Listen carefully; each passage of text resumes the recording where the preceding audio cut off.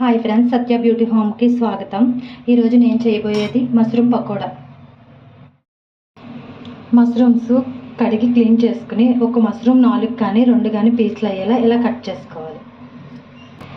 పసుపు, ఉప్పు, 1 table spoon కారం, చిటికెడు tasting salt, 1 spoon chicken masala, 1 spoon garam masala, 1 spoon జీలకర్ర ధనియాల పొడి. ఇవన్నీ వేసి ఒకసారి బాగా కలుపుకోవాలి. 2 టేబుల్ స్పూన్స్ శనగపిండి, కార్న్ఫ్లవర్ 1/2 టీ స్పూన్, 1 స్పూన్ బియ్యం పిండి. ఇవన్నీ ఒకసారిలా కలుపుకొని కొద్దిగా వాటర్ వేసుకొని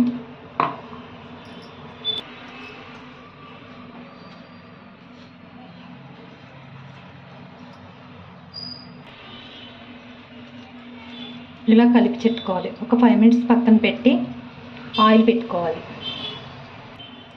కొంచెం కరివేపాకు, కాస్త కొత్తిమీర వేసి మరొకసారి కలుపుకోవాలి. సారీ, మర్చిపోయాను.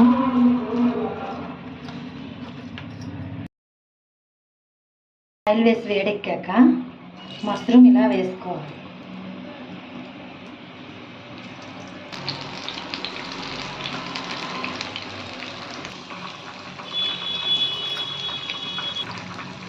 ఇలా కాస్త వేగాక కలుపుకోవాలి.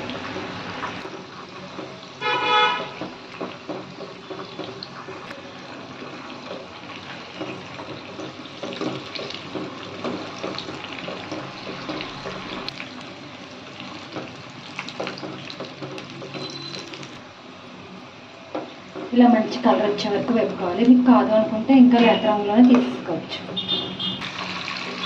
ఇది రెండవ ఆయిల్.